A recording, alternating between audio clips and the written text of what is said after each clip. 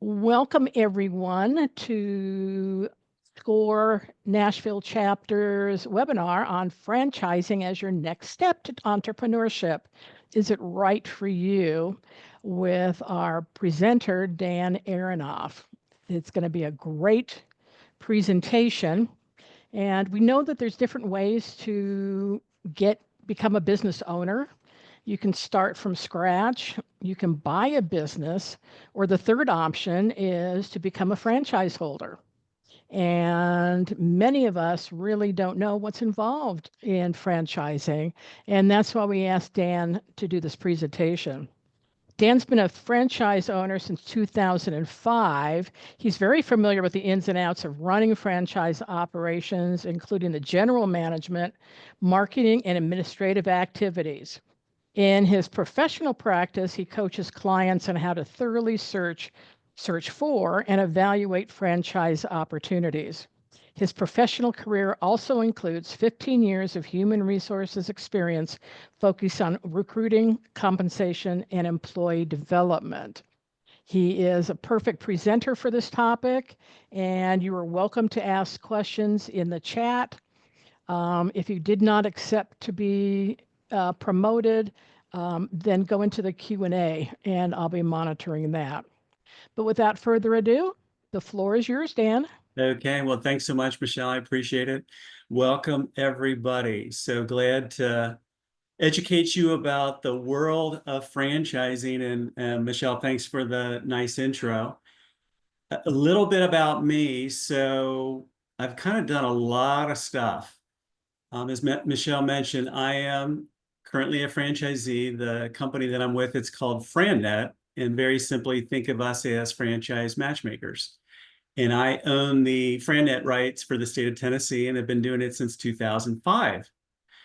And in addition to that, my wife and I own a promotional products company, not a franchise. So we've got a franchise, we've got a small business, but that wasn't my roots. My roots was really in kind of the corporate arena. And for 15 years, did human resources, work for big companies like Exxon, in Kraft Foods, worked for a biotech startup. So I've kind of seen it all. Been in the corporate rat race, small business ownership, franchise ownership. So hopefully bring some unique perspectives. Also taught Franchise 101 at Belmont back in 2011. And that was awesome, being able to educate young minds that were aspiring to be future entrepreneurs. And I've also been the SCORE franchise subject matter expert for several years and have mentored as well. So that's a little bit about myself.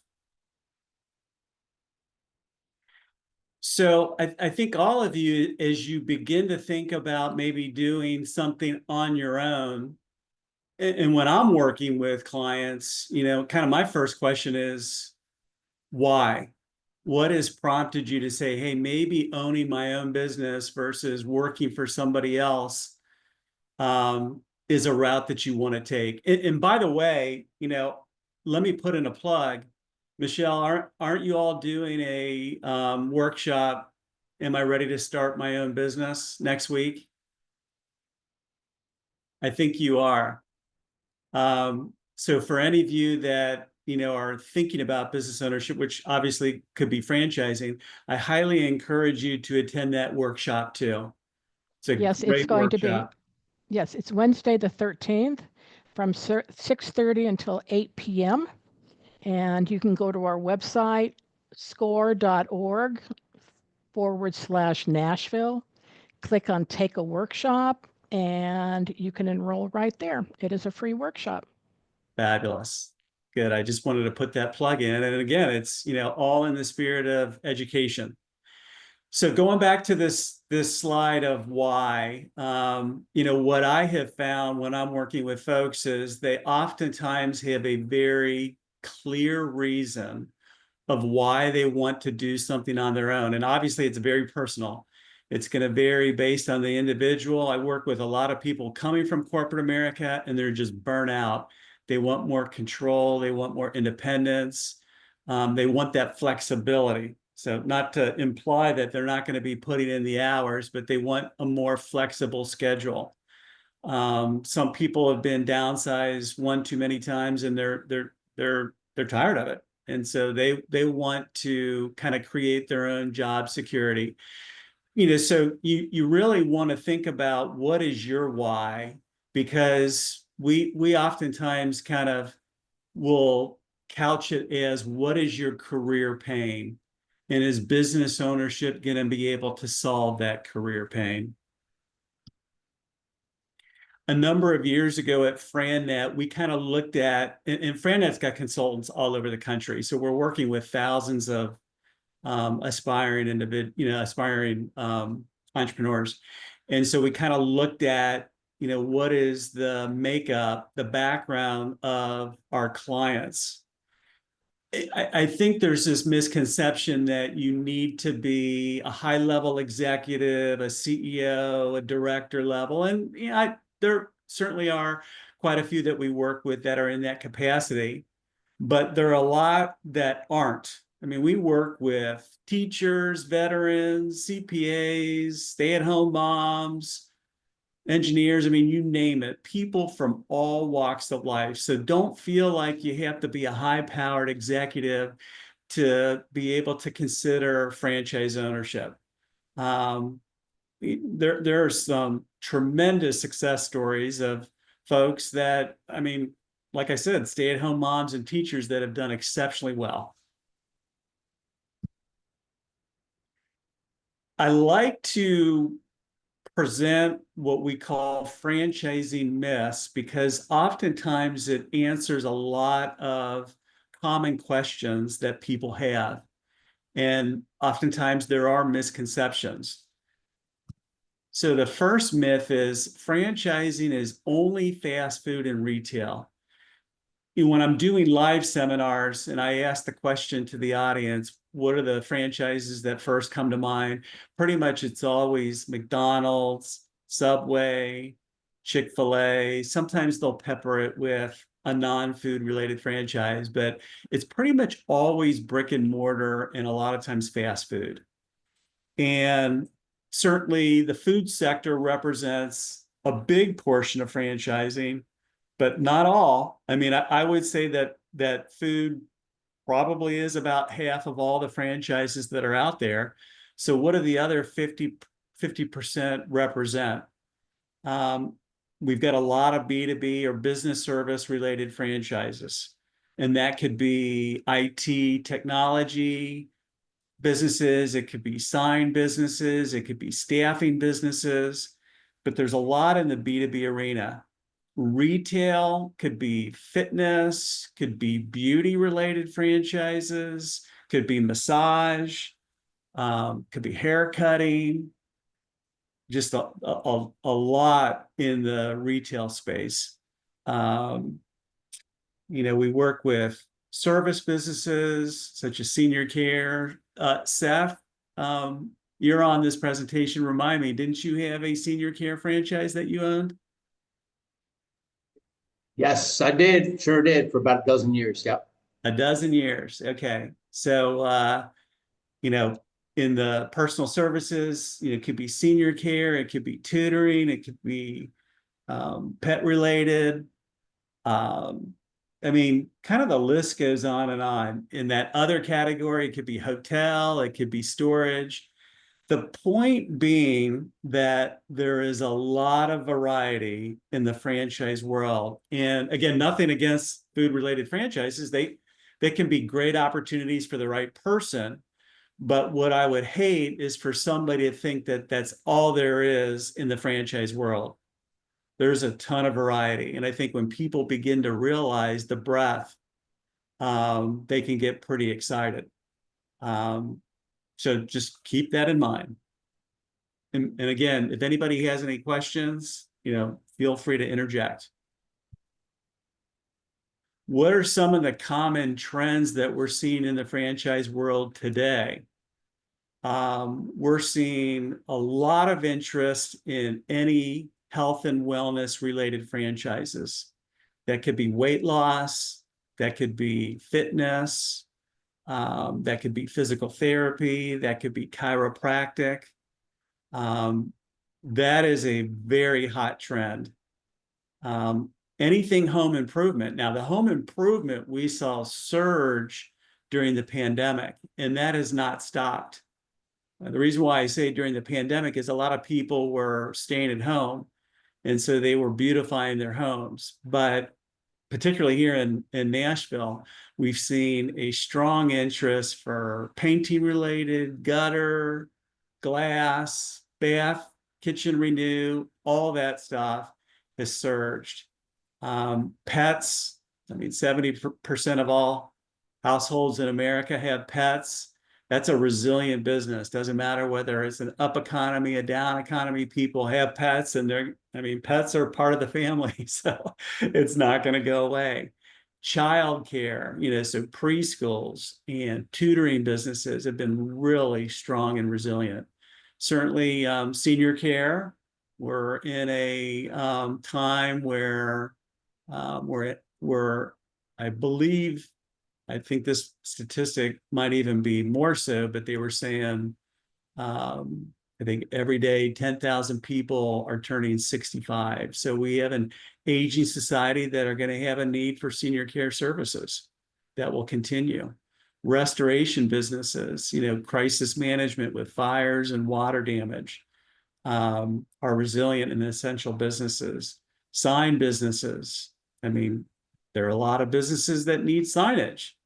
That's never going to end. Again, in an up economy or down economy, that can be a really strong way for you to build brand awareness. So peppering you with a lot of different franchise sectors and businesses that continue to do well in any economy and will always have strong demand. They're not what we would call fatty businesses.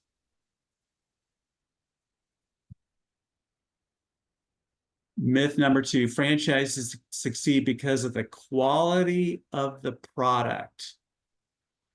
So, how many of you have ever made a hamburger? And I guess the question is could you make a better hamburger than McDonald's? Now, if I'm doing a live seminar, I can tell you, and I've been doing this for 19 years, most people will say pretty confidently they can make a better hamburger than McDonald's. Okay, so you can make a better hamburger than the biggest, maybe even the most successful franchise ever on the planet. So if you can make a better hamburger than McDonald's, what is McDonald's doing that makes them so successful? And I don't know if any of you have ever watched The Founder. It was a great movie. Michael Keane, is that his name? Mm-hmm. Yeah, he was Ray Kroc in that movie. It's a really interesting movie, and it really kind of, I think, in a lot of ways, kind of describes to you how Ray Kroc took McDonald's to the level that it is today. Franchising is really about creating business systems. They showed you in that movie, it was all about almost kind of like what Henry Ford did with Ford Motors, having a system where you're replicating and everything is established and it's consistent. Well, that's what Ray Kroc did with McDonald's, was created a system, a structure where it was consistent and outlined. And if you followed that system, you were going to gain efficiencies, and the quality of the product didn't matter if you went to McDonald's in California or Dubuque, Iowa, or McDonald's. You could always rely on the consistency and the convenience of that product. That is what franchising is all about. That is what you're buying into. And that's when you're evaluating a franchise, you want to ensure that that franchise system, it is a well-oiled machine. I mean, you're essentially buying a recipe for success. That's what franchising is all about. Myth number 3, successful franchises emerge in new industries with no competitors. There's this idea that people always want to be unique and want to be first to market. In the franchise world, that is rare. Franchises don't want to be first to market. They want to know that there is demand that already exists.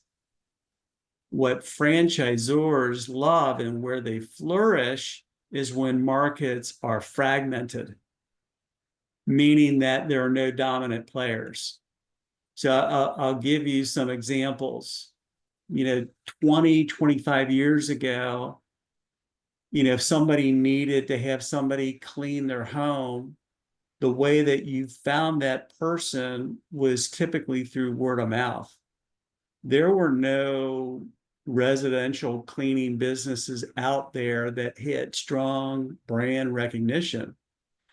And so companies, franchises like Molly Maid said, well, what if we created a business where we could create systems for the owner on how to operate their business, how to market their business, do it in a way that was professional and that was bonded, and where we could ensure that it was going to be a great experience for the customer, because that it never existed.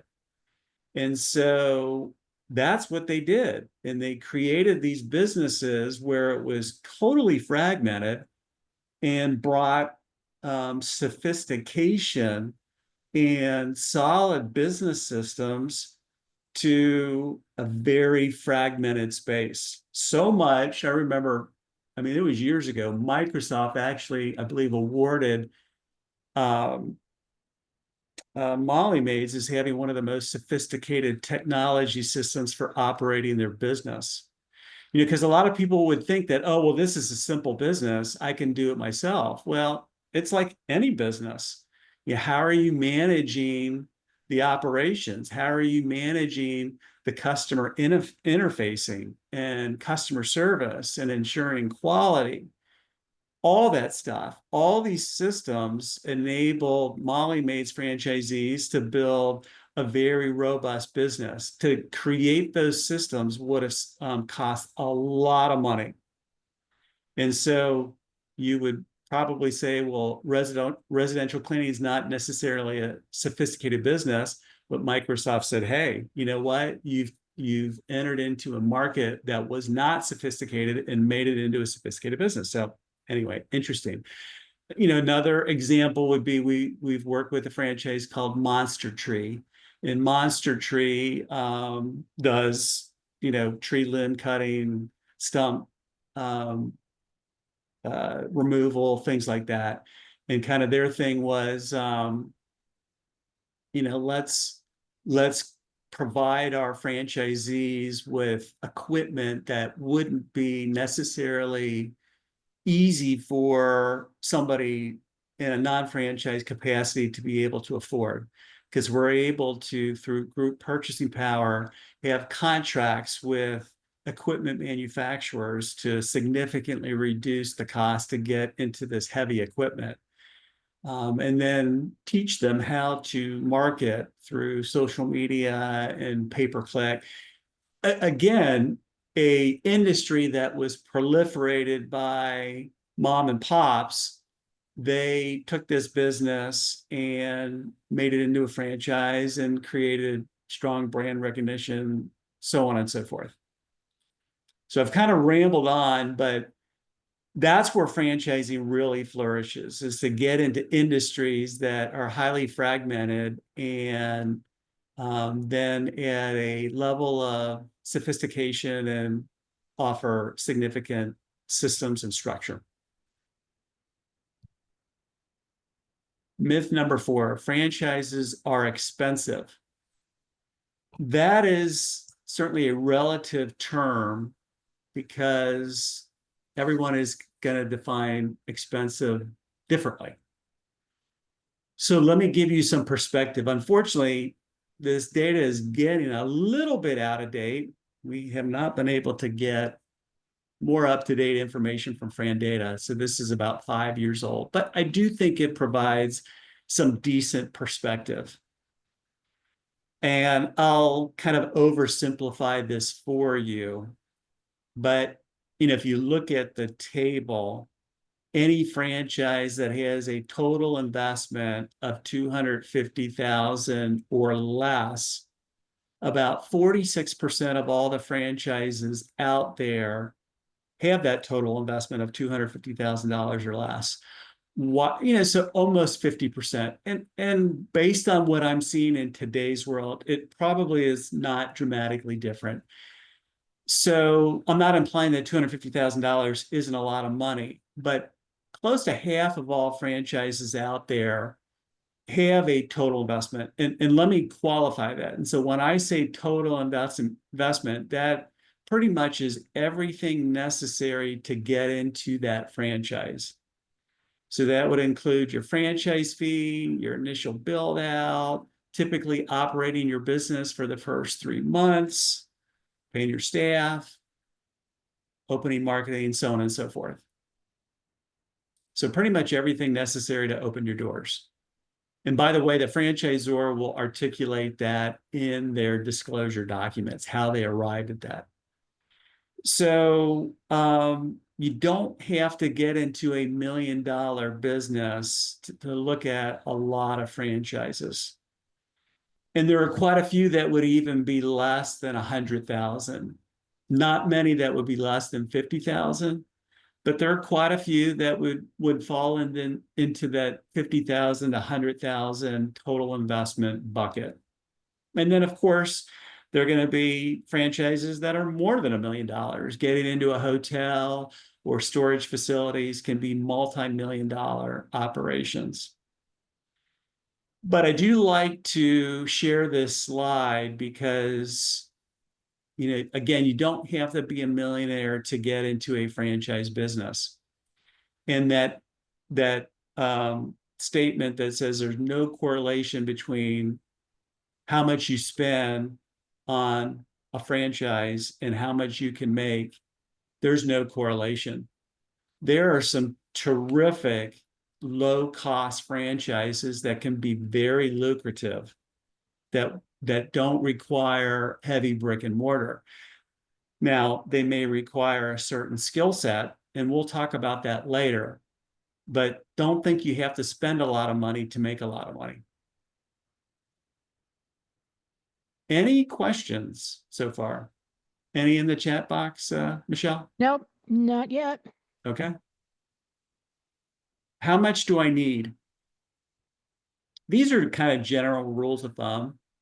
It could be lower if you're actually trying to procure an SBA loan. A lot of times, we tend to be a bit more conservative. We'll say you probably are going to need about 25% of what the total investment would be to begin to look at, a decent array of franchises. We'll qualify that by saying it would be good to have at least $40,000 or more of liquidity to be able to look at franchises. And then you can, on top of that, begin to look at what your financing options might be. And that could, there are a lot of ways to skin a cat. Obviously, people are going to have personal savings, whatever might be in your checking or savings account. Friends, relatives, partners certainly can be a source. A lot of times people will come to me about partnerships or going into business with friends. That can certainly be an option. I tell people to be cautious about that because expectations can vary. And I would say, if you're going to do this, just make sure that you have very clear expectations from a financial standpoint of how much each of you is going to inject into that and what your roles are going to be, and then talk about worst case scenarios. Because unfortunately, those things can play out. You know, a death in the family, you lose a job, you have financial difficulties, or for whatever reason, y'all aren't getting along. You all need to talk about these things on the front end and work with an attorney to spell out that partnership agreement. I'm not trying to scare any of you about partnerships. I'm just saying you've got to be really careful about that. Home equity lines of credit or home equity loans can certainly be a way to finance a business. A lot of people are not familiar with being able to leverage retirement dollars to fund businesses. This is a very mainstream way, particularly for people that have come from corporate America. That's probably the most common methodology that I see. It's, like I said, totally mainstream, totally legal. Sometimes people feel like, oh, well, I don't want to have to take a hardship loan out, or I'm going to get, face tax penalties. There is a way to do that without facing tax penalties.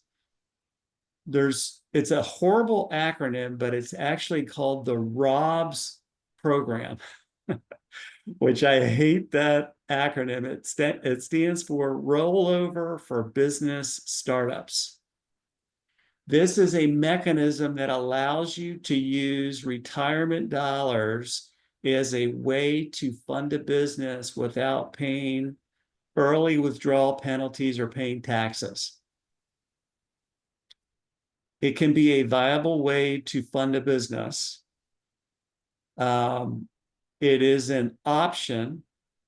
I tell anybody, I am not encouraging or discouraging, I'm merely educating. There are partners that we work with that are very well versed in this. And so I would say make sure that you are working with experts that can help you execute this, because it can become a compliance nightmare. So you just want to surround yourselves with experts, but it can be a viable way to fund a business. A lot of people will look at this as, that money is earmarked for my retirement. I don't want to touch that, which I totally respect. Then I would look at other options. Whereas others will say, well, hey, if I can use these dollars to fund a business without incurring any debt service, I'd rather do that. So again, it really depends on the individual. I'm merely wanting to educate folks on the options that you have available. Certainly SBA loans is a very popular methodology to use. I strongly encourage you to vet that as well.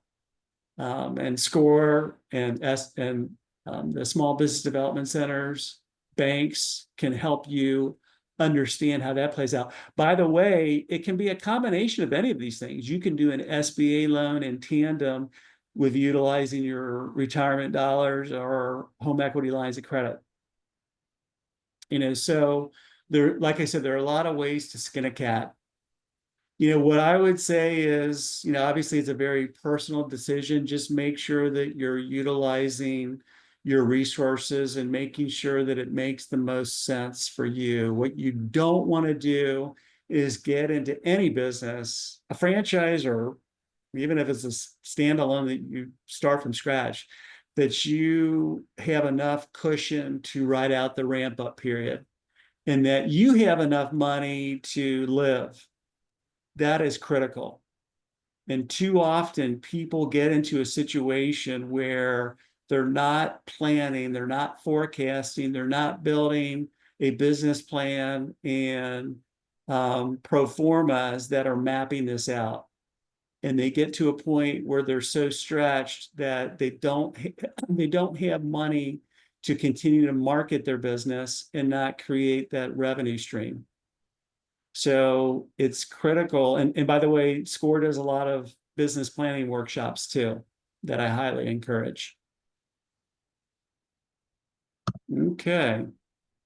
Myth number 5, high return requires a high investment. We kind of already talked about this. Again, there's no automatic correlation between how much money you spend and what your potential return return is. Oftentimes, the lower cost franchises, the service businesses, they could be mobile businesses that don't require brick and mortar and aren't capital intensive. You know, typically you can get to break even a lot quicker with those. Dan? So I would certainly say those can be viable opportunities to consider. One of the things that I've learned doing this in 19 years is a lot of the service businesses, the owner is heavily involved in the business development capacity. And oftentimes that implies sales. So you got to go out there and you have got to build strong referral partnerships. You've got to do a lot of selling. And for some people, that is not in their skill set, or they don't want to develop that skill set. So I don't want to say that's going to be the case for every service business, but a lot of them do. You're kind of the face of the business. And if you're not out there selling and building referral partnerships, you're not going to have a successful business. Whereas a brick and mortar business oftentimes can be what we would call more of a marketing driven business. So, you have a location, hopefully it's got strong visibility, and you're doing a ton of marketing, social media, print advertising, commercials, whatnot. That marketing and that location is driving business to you. You as the owner are not standing at the door trying to convince people to use your services like haircutting or massage or something. Because of your marketing efforts, you've gotten the people to your destination, and now it's your job to woo them with a great experience. That requires a different skill set. So oftentimes it's more of a management-driven business. You're making sure that you've got great employees. Not to say that you wouldn't do that with a service business, but how you acquire your customer is different than a service-related business. So you've got to look at your skill sets and your willingness of ultimately what is it going to take to succeed.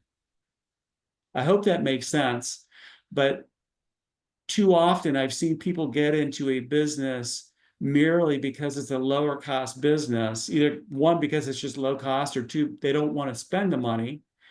And then they're not willing or able to do what it takes to be successful. Dan? Yeah. Going back to financing, Alyssa wants to know, is it easier to obtain financing with a franchise versus a ground up business? That's an excellent question.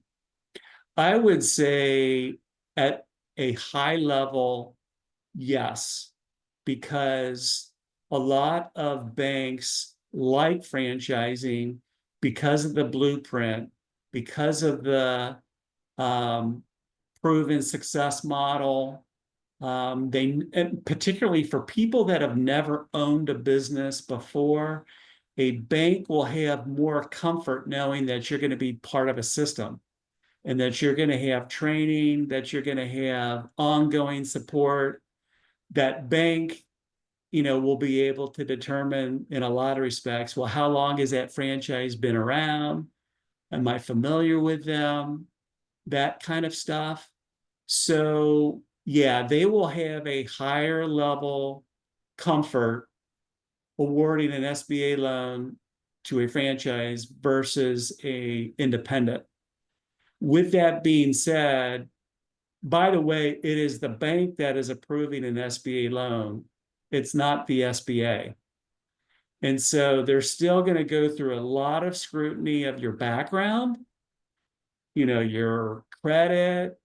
They're going to look at, what they call the 5 C's, your credit, your collateral, the conditions, out the economic conditions, your capacity to pay back the loan, character, things like that. So they're going to still vet you like they would anybody.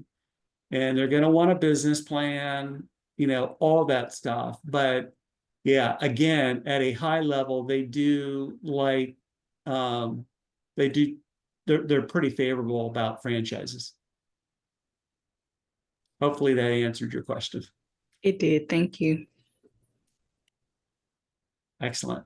Appreciate that. Myth number 6, industry experience is required. Okay. This is probably maybe the biggest head scratcher, because I think people think inherently they need to have some industry relevant experience. And that couldn't be further from the truth. As a matter of fact, franchisors actually prefer that you don't have prior industry experience. I'll say that again. Franchisors prefer that you don't have prior industry experience. That would apply to pretty much all sectors with the exception of one. And that one exception would be the food sector. And I don't say that on an absolute basis, but a lot of food franchisors would prefer that you have some background in running a restaurant or food experience. Running a restaurant is not easy. It is a different animal. And not having that exposure is tough. Again, I don't say that on an absolute basis, because there have been people that have gotten into food franchises without any background that have been successful. But in most cases, they do have some level of exposure. Outside of that, food franchisors really don't want you to have a background. And the reason being is they have found that people that come with prior industry experience don't follow the playbook well, particularly in the beginning. Probably because they've been there, they think they've been there, they've done that. I know this industry, I know how to operate the business. And so they don't really follow the playbook. And that's the kiss of death. And a lot will confess, you know what, my biggest mistake was, they trained me, they gave me all these systems, and I didn't follow it. So what the franchisor is looking for are people that are seasoned business professionals that have managed people, have been successful leaders. They know how to read a P&L statement, have familiarity with hiring and human resources and accounting. And you don't necessarily need to be experts, because a lot of times they'll train you on this stuff, or they'll have systems in place, but they do want you to have strong business acumen. And they'll teach you the industry, they'll teach you the sector. And maybe some good examples to share that, to dispel that myth. A lot, particularly some of the very successful preschool franchises, when they started franchising, who do you think they initially were seeking? They were seeking teachers, because they thought, oh, well, wouldn't a teacher want to run a preschool? We're talking like Sylvan Learning Center, Huntington Learning Center, these tutoring franchises and whatnot. They quickly learned that they were not great operators. I mean, what do teachers love to do? Teachers love to teach, but they don't necessarily want to run a business. They're not good at managing the books. They're not good at doing the marketing. They're not good at dealing with customer issues and things like that.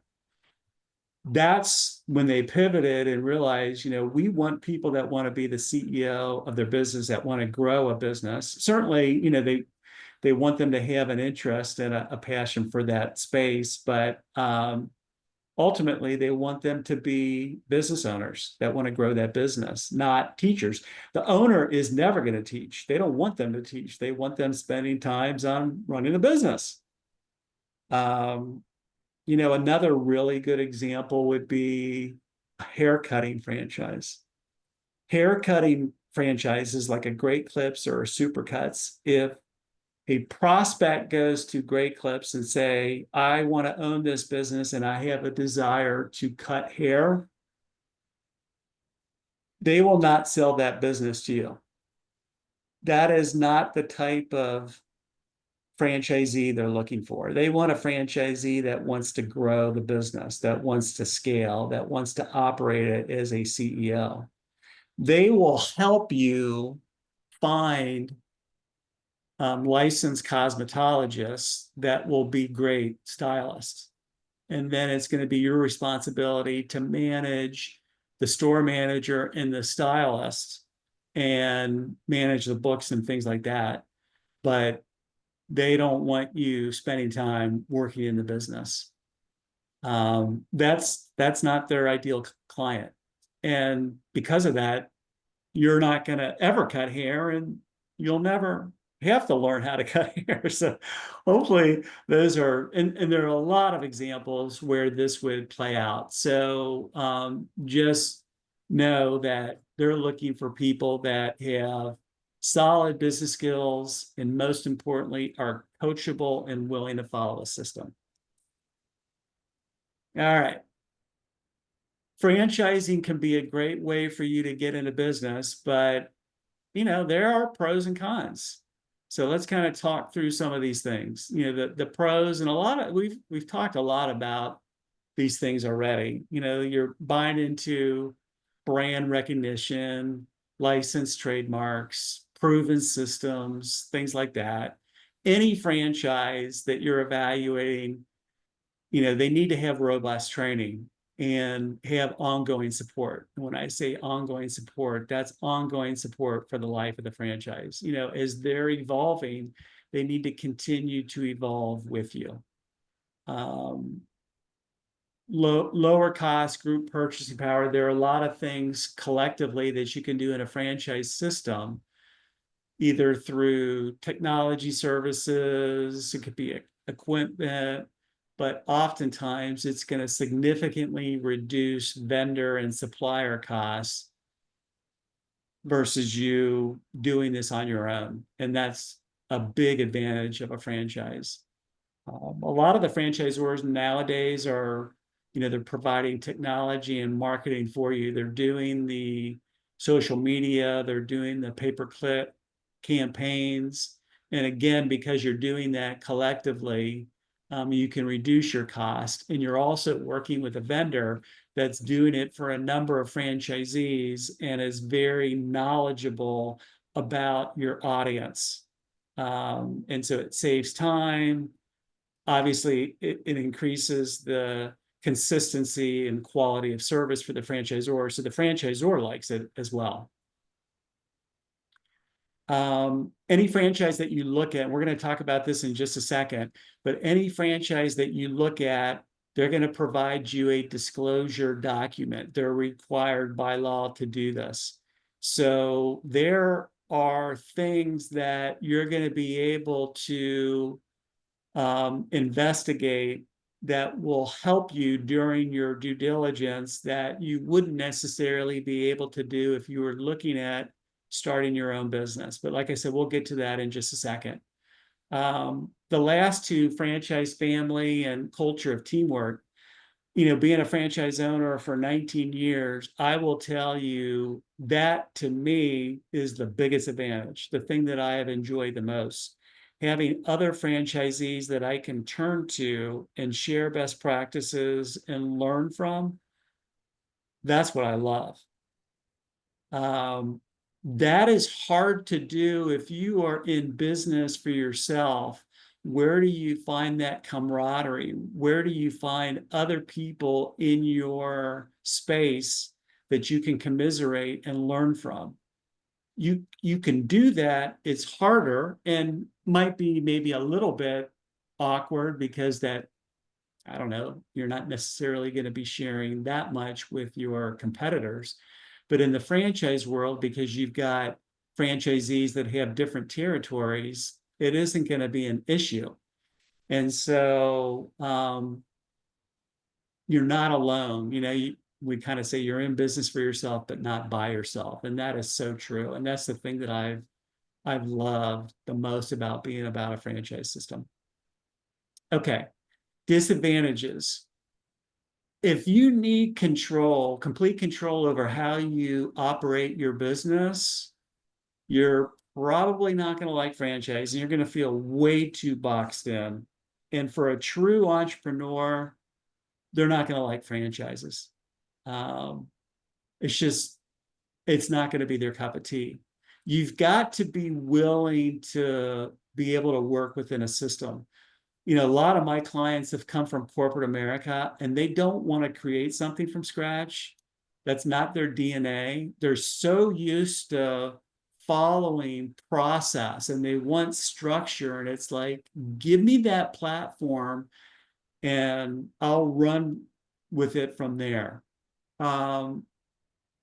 Those type of people will gravitate to franchising.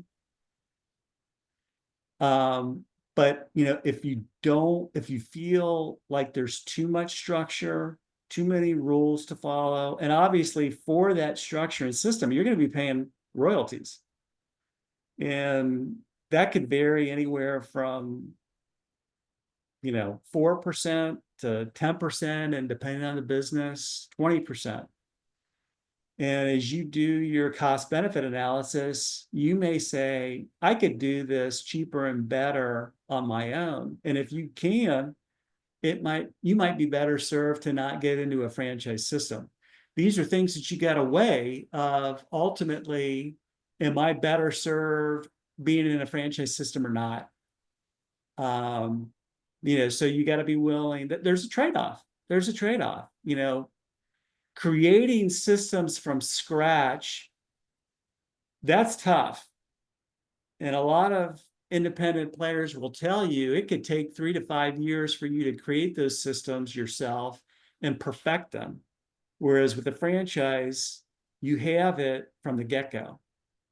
So those are things you've got to evaluate. In a franchise system, there are territory restrictions, or you might really like a franchise, but that franchise may no longer be available. So that can be a disadvantage. The franchisor is going to have products and services that could limit you, and you may not want to do that. So it has its restrictions. It is not perfect by any stretch. And I think as one is contemplating the two, you gotta really come to terms of, are you willing to give and take? And for some people, it may be too much giving away, and they're better served to do something on their own. Hope that makes sense. We kind of talked about this already. I want to make sure that we got 10 minutes. Okay. Franchise disclosure document. I'm not going to spend a lot of time on this other than franchises are governed by the Federal Trade Commission. Anybody that is formally investigating a franchise, that franchisor is required by law to give you a disclosure document called the Franchise Disclosure Document, or what we call the FDD. They have to give this to you. They have to give it to you for at least 14 days before you would ever enter into an agreement with the franchisor. And so they're going to disclose information about the background of the franchisor. What's their experience? Have they experienced any litigation, any bankruptcies? They're going to tell you all the terms and conditions. They're going to tell you the typical investment ranges to get into it, the royalty structure. They're going to give you contact information for not only current franchisees, But past franchisees, hold that thought, that is critical. And they're going to give you high-level financial data. And by the way, they're not required to, but if a franchisor makes an earnings claim, that would be under item 19 in the franchise disclosure document. So let me get to the next slide, because this is where your evaluation of franchises, this is where the due diligence is going to be critical. And it can certainly be an advantage as you're evaluating franchises versus independent business ownership. Within a franchise system, you're going to have franchisees that you can speak with and learn from them how the experience has been, good or bad. Okay? And we're recommending any of our clients, you need to talk to at least 5 to 10 franchisees and learn from them how the experience has been. How was the training? How's the ongoing support? How are those franchisees doing? Are they making money? How long did it take until they broke even? If they had to do it over again, would they still buy this franchise? You're going to have so much more data to pull from when you do this due diligence. Then where would you get that data if you're looking at starting your own business? It's going to be really hard. Really hard. You can get some information online, and it's going to be very piecemeal. But this is kind of the beauty of evaluating franchises, is you're going to have franchisees to speak with. Now, the franchisees, they don't have to share all that information with you. It is a dance. I mean, that's what I'm coaching my clients on. How do you best get this information? And you may need to speak with more than 10 franchisees to get enough for you to be able to get to a comfort level and build out your pro forma and stuff like that. But they'll be able to share with you anything. The franchisor can only give you high-level information as far as net income and return. And while that information is good because it's just averages, I wouldn't rely on that so much. I'm always going to say where you're going to learn the true essence of that business is by speaking with franchisees. That is absolutely critical. And if you're not talking to quite a few of these franchisees, then you're not doing what I would call proper due diligence. A lot of franchises nowadays will say that they can be run semi-absentee. And that is implying that you don't have to run it on a full-time basis. There are some franchises that are designed quite well to do this. Most are not. I would be very careful. Unfortunately, in today's world, this terminology is being overused. And so you just got to be careful. You know, with that being said, there certainly are some franchises that you can run on a semi-absentee opportunity. And we find a lot of executives that, you know, they have a full-time job. They don't want to quit their full-time job, but they're looking to create another stream of income. And so semi-absentee ownership can be very appealing. And so you just would need to make sure that, one, you have the bandwidth. And so generally speaking, you know, it could be 10 to 20 hours a week that you would need to devote to a semi-absentee opportunity. A lot of times you can do that offline. I mean, you know, at home, after hours, working through a store manager, that kind of stuff. But you're still going to need to devote time. You know, and a good example of something like that would be, we talked about like a haircutting franchise. The owner is rarely there. They're rarely at the store. They're going to manage it through a store manager. So it's what we call a manage the manager model. That can work really well semi-absentee. You know, and then it's a question of you finding the right store managers and making sure that you're paying your bills and doing your marketing and things like that. But that is a franchise model that can work well semi-absentee.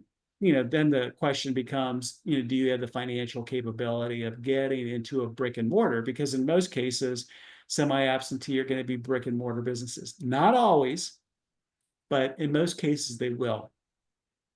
If it is a service business and they've had a lot of success with semi-absentee owners, well, then you just need to confirm that. And that would be during your due diligence, talk to franchisees that are running it semi-absentee.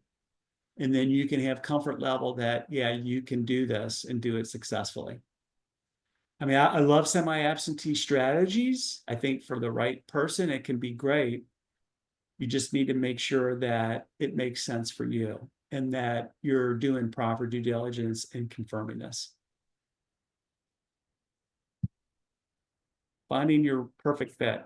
Let me see. Michelle, is it a hard, oh my God, we got 4 minutes. Is it a hard stop? Understand that some people may have to leave at Okay. 1 o'clock. Okay.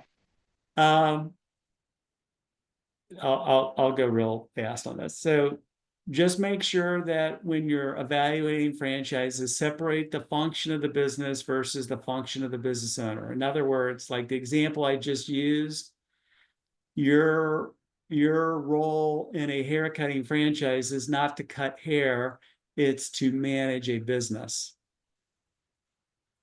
Keep an open mind, because what you think could be a great business versus reality are oftentimes two totally different things. Are you a good candidate? Make sure that you're willing to follow a system, that you got the proper skill set, that you are sufficiently funded. I emphasize that. Support system, if you are married, make sure that your spouse is fully supportive. And make sure that you've got realistic expectations. It's key. We've already talked about this, but it's key that you have a well thought out business plan and that you have built a pro forma that's mapped this out so that you're, generally speaking, when you'll break even and that you've got the financial resources to get to that point.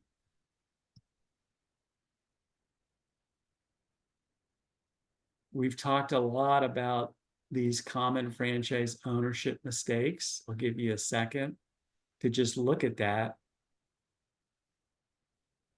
I think hopefully I've done a pretty good job of talking about each of these. So it's really, in a lot of respects, a good summation.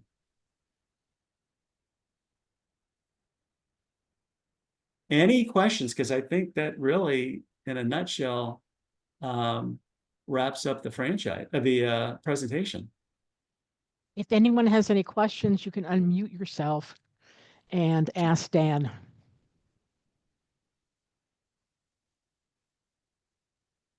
Wow, good job.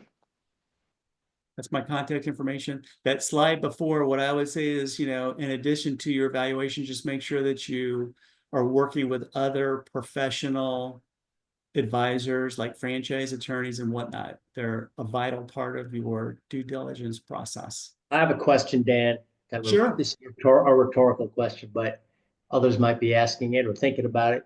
Can you sell after you've owned and operated a franchise for some period of time? Can you sell one of those? Can you sell a franchise? Can you sell your franchise? Yeah. Oh, yeah. Everybody buys into a franchise with an exit strategy at some point or another, the desire to sell their franchise. So by all means, that's part of the strategy. What you need to do is you need to be well-versed in the terms that you sign with the franchisor. So it becomes more of a process. They'll have transfer terminology. They'll have a process of, how do you go about doing this, and what is the franchisor's role to confirm viability of the new owner, things like that.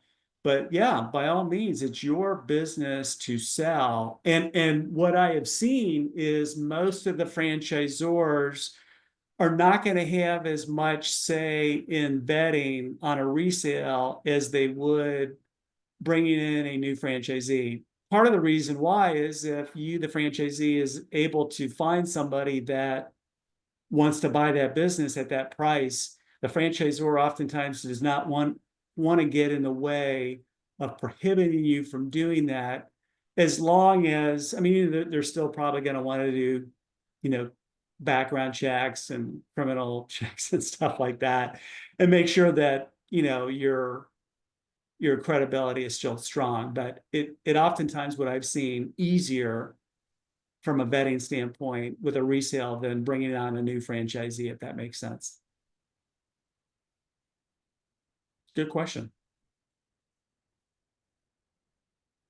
Well, Dan, thank you so much. I do want to remember those that are here today that we do have additional workshops available.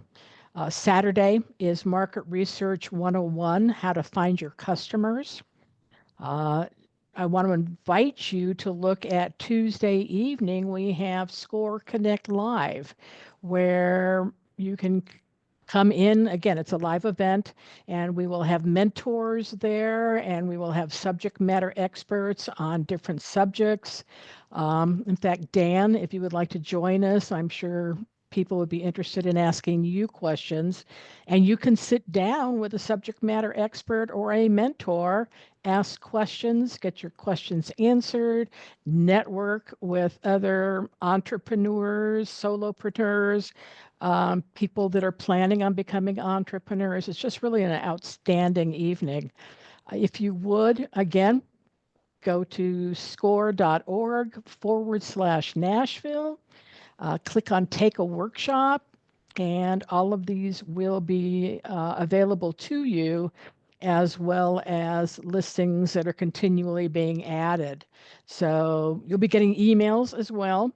Please do not opt out of the emails, just delete them, because there may be a title like this one that captures your attention. So again, thank you. Thank you for attending, and we look forward to seeing you at a future workshop. Thank you so much, Dan. Thanks, everybody. Take care.